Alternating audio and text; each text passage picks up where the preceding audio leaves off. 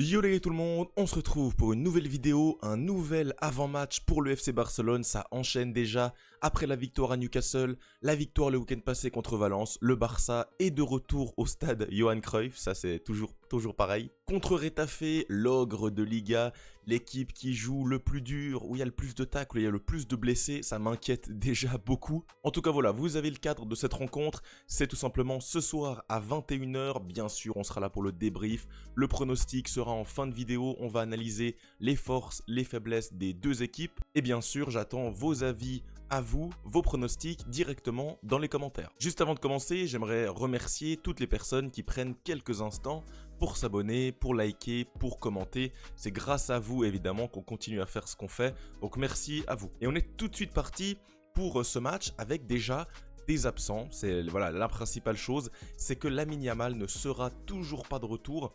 Ça commence à durer, ça commence à faire 3 matchs d'indisponibilité depuis la trêve. Son dernier match joué, c'était contre la Turquie. Avec l'Espagne, il avait été du reste légendaire. Et bref, il est toujours pas là et il sera toujours blessé. Un petit gêne au pubis. Ça prend du temps. Ça commence légèrement à m'inquiéter. Donc bon, je pense pas qu'on a besoin de lui pour le match face à Retafe. Je pense qu'on peut gagner sans lui. Mais ça fait quand même un moment et ça m'inquiète. Tout comme Gavi, même chose, problème au genou. Ça va prendre plus de temps.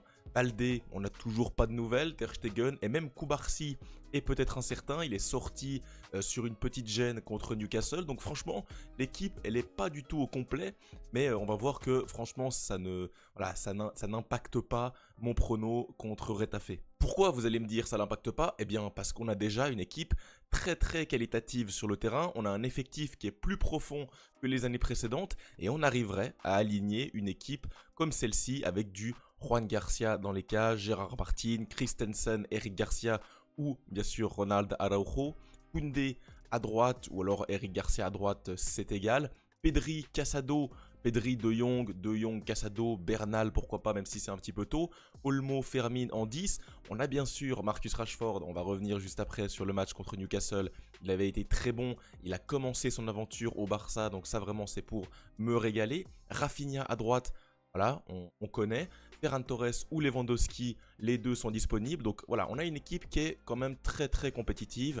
Et ça, sans Lamine Yamal, sans Koubarsi, que ça soit même sans Alejandro Baldé, on arrive à gagner, on arrive à enchaîner. Pourquoi? Parce qu'on a enchaîné cette semaine contre Newcastle en Ligue des Champions. J'ai pas débriefé la rencontre, malheureusement je n'étais pas disponible, mais on a fait un très bon match, une très belle rencontre, solide, solidaire, on a survécu aux premières minutes qui étaient très compliquées. Je le disais dans l'avant-match, on va sûrement subir de l'intensité, on va sûrement subir des fautes. À St James Park, ça l'a été, et on a bien réagi. Franchement, je suis très fier de mon Barça, on a réussi à repartir de l'avant, et en deuxième mi-temps, Rashford nous met ses 2 premiers buts pour le Barça, et pas des moindres, parce que les deux sont très importants, le premier de la tête et le deuxième qui est un banger absolu.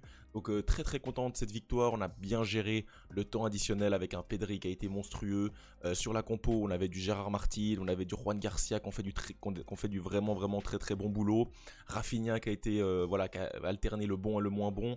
Koundé qui a été gigantesque, Rashford qui a lancé son aventure. On a vraiment montré de très belles choses et ça a bien sûr tendance à me rassurer pour la suite de la saison. J'en ai parlé dans mon avant-match, pour moi c'était un match clé, ça allait nous situer, c'était un premier match repère, savoir la saison, quelle couleur, quelle tonalité elle allait avoir, sans mauvais jeu de mots, avec bien sûr Tonali. Non, franchement, j'ai été très fier de mon Barça dans l'attitude, dans le combat, même les remplaçants qui ont fait du bien, Christensen qui rentre, Dani Olmo qui a été plutôt bon, Eric Garcia, Ferran Torres.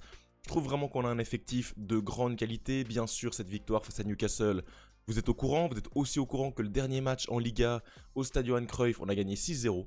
6-0 contre Valence, c'était aussi sans Lamine Yamal. La compo à cette époque-là, c'était de nouveau Rashford, Ferran Torres et Ronny Bargui. On n'avait pas de Rafinha qui est rentré à la mi-temps, donc il est rentré assez rapidement. Lewandowski qui rentre, qui met doublé. Un grand Fermin Lopez.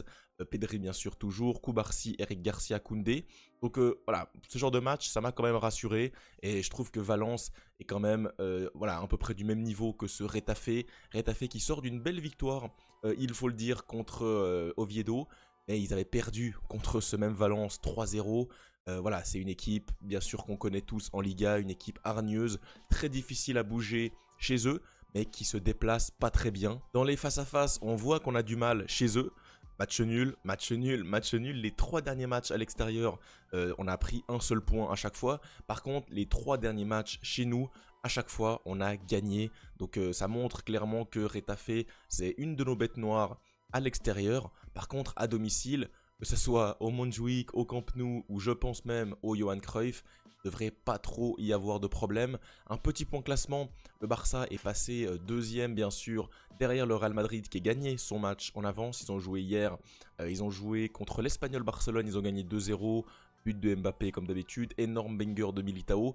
Ils sont sur leur marche de cadence, ils ont fait pour l'instant 5 matchs, 5 victoires. Ça commence fort pour le Real Madrid, mais il n'y a pas de raison qu'on soit distancé. Pour moi, on va faire 5 matchs et 4 victoires, un match nul. Ça serait aussi un très très bon début de saison. Vous l'avez compris, je nous vois gagner contre cette équipe de Retafe avec une équipe plutôt remaniée. Mon 11 pour ce match, c'est celui-ci, Juan Garcia dans les cages. Rien à dire par rapport à ses perfs, pour moi c'est la meilleure recrue cette saison. Il a changé la face de l'équipe défensivement, beaucoup plus serein sur sa ligne, même au niveau des jeux au pied. Franchement, il est assez impressionnant, moi il m'impressionne beaucoup. Koundé à droite, ça bouge pas. En défense centrale, j'ai dû trancher et j'aimerais bien voir Christensen et Eric Garcia ensemble. Koubarsi, j'aimerais le mettre au repos. Et même Araujo, pour moi, voilà, j'aimerais mieux ne pas le faire enchaîner 2 matchs de suite, donc je partirai sur Eric Garcia. À gauche, je lance notre ami Geoffrey Torrens. Alors Gérard Martin a beaucoup enchaîné sur ce début de saison, il est franchement très bon, mais je trouve que c'est un match parfait où on aura le ballon, où on aura des phases offensives pour Geoffrey Torrens. On a vu en pré-saison qu'il avait déjà le niveau, le coffre, la qualité de pied, la qualité tactique. Donc voilà, je trouve que c'est un bon début pour lui, je le lance.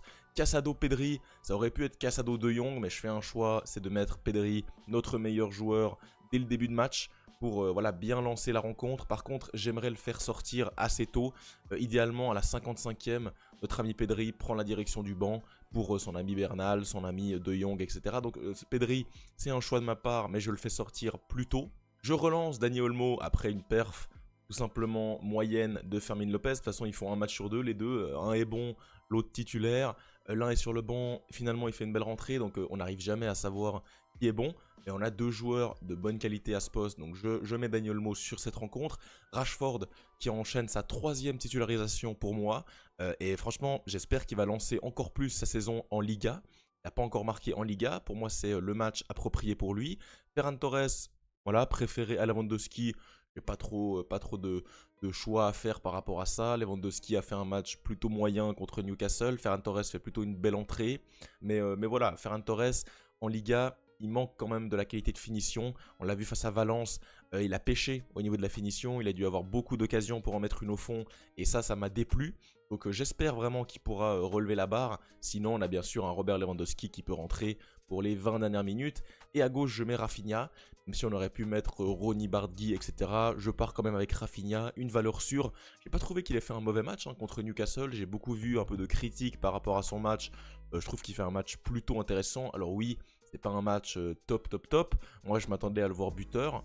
Mais il a quand même fait son match, on va le dire. Donc voilà, c'est mon 11 pour ce match. Et avec ce 11 et avec cette confrontation contre notre bonne vieille équipe de Retafe qui met toujours le bus, je pense qu'on va réussir à casser ce verrou par 2 reprises. Voilà, je vois une victoire 2-0 du Barça, plutôt tranquille. Je vois pas un très bon Barça, mais c'est aussi à mettre en corrélation avec l'adversaire du soir, qui n'est pas un adversaire qui facilite les matchs, qui facilite le beau jeu. On met rarement plus de 2 buts face à cette équipe, donc je vois voilà, l'habitude se perpétuer. Je nous vois continuer dans ce sens-là. Par contre, je nous vois prendre les 3 points. En tout cas, nous les amis, on se retrouve ce soir pour débriefer la rencontre. Bien sûr, sur la chaîne, on parlera peut-être également du Paris Saint-Germain contre l'Olympique de Marseille. Pour parler rapidement de cette rencontre, oula, on s'aventure dans des chemins un petit peu étrangers. Marseille-Paris Saint-Germain, c'est ce soir à 20h45. Je pense pas débriefer la rencontre, mais franchement, c'est un match que je vais regarder. Je vais avoir le double écran. Ah, on a des absents côté PSG, Dembélé, Doué. J'ai vu que Barcola était out. Il est même pas dans la feuille de match. Il sera pas sur le banc. Donc on a une équipe remaniée qui devrait plus ou moins équilibrer les choses. Malgré tout, je trouve que le PSG a une force collective quand on regarde ce bloc-là qui est titanesque. En Ligue 1, pour moi, ça devrait suffire.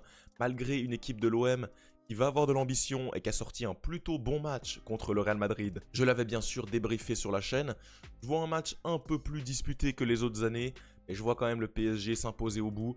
Pour moi, ça fait 2-1 pour Paris, mais je serais pas du tout étonné de voir l'OM rapporter un point, un partout. Ça m'étonnerait absolument pas. Malgré tout, j'ai quand même du mal à croire en l'exploit entre guillemets de Marseille à gagner la rencontre. Je sais pas, moi j'ai du mal à voir ce PSG perdre. Je trouve que c'est une équipe qui a trop de certitude collective. Ils sont bien sûr premiers, Marseille 8ème qui est quand même en difficulté. Hein. Si l'OM vient à perdre, il prendrait déjà 9 points dans la vue. Donc ça ferait tâche. En plus, tu prendrais déjà 6 points sur une équipe comme Lyon. Donc Marseille n'est pas en difficulté pour l'instant dans le classement. Mais ça pourrait devenir un petit peu complexe si tu venais à enchaîner plusieurs défaites en 5 matchs. 3 défaites en 5 matchs, c'est pas un début de saison parfait. Donc l'OM a besoin d'un résultat, mais pour moi, ils vont pas le faire. Voilà, c'était un rapide prono annexe. Et on enchaîne, petit prono annexe également, on s'enflamme finalement. Arsenal contre City, c'est cet après-midi à 17h30, je serai devant le match. C'est un match qui m'intéresse au plus haut point. City est vraiment sur une bonne dynamique, 2 victoires de suite. Contre United lors du derby et contre Napoli, les deux sans encaisser de but avec un très bon Donnarumma. Arsenal, ça me convainc un peu moins dans le jeu, mais ça gagne. Pour moi, on est sur une des oppositions les plus disputées depuis un an. Donc franchement, je m'attends à un gros match. Et je m'attends, moi, à un match nul. J'ai du mal à voir l'Arsenal gagner quand je vois la ligne offensive sans Saka, sans Ødegaard. À City, tu as des joueurs qui sont en forme. Haaland, Foden, Doku, Rodri, Reinders, Donnarumma, Gvardiol, Diaz. Franchement, je ne serais pas étonné si on a un retournement de situation et un City qui remporte cette rencontre. Malgré tout, je vois un match plutôt fermé et une victoire un partout. Hein, si je veux vous donner un petit prono à la volée, c'est un partout pour moi lors de ce match. Voilà, on a un peu fait le tour des terrains, le tour d'Europe. En tout cas, le match qui nous intéresse par-dessus tout, c'est bien sûr le Barça. Vous commencez à me connaître. On sera bien sûr là pour le débrief. Peut-être qu'on va sortir plusieurs débriefs dans la soirée. Ne nous interdisons rien. En tout cas, c'est tout pour cette vidéo, les amis. J'espère qu'elle vous aura plu. J'espère qu'elle vous aura aidé et hypé à voir un peu plus clair sur le match de ce soir et nous on se retrouve juste après. Ciao et bien sûr, Visca Barça.